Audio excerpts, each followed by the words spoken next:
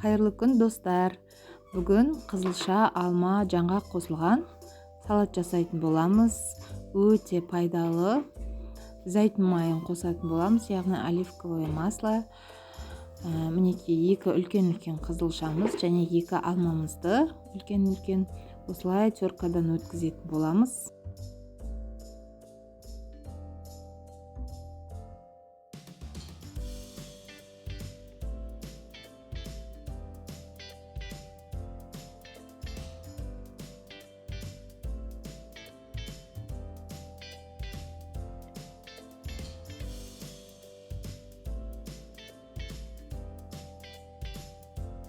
Мен алманын кабыгын ашыган жокпун, себеби кабыгында да дәрумендер бар деп.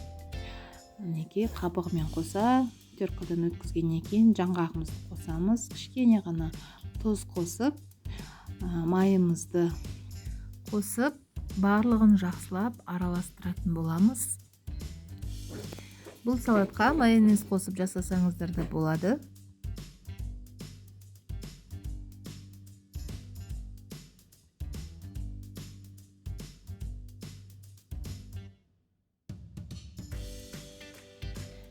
Дайын болгон салатымызды ажемдеп тарелкамызга салып, бетине осындай жаңгакты бир салафанга салып алып, үстүн октоонун ээссеңиздер болот. Осындай ээрилген жаңгагымызды бетине салып сәндейтин боламыз. Менин каналыма тиркелип, лайк басып, пикир жазууду унутуп кетпеңиздер. Барлыктарыңыз да жасап көрүңүздөр. Ас болсун.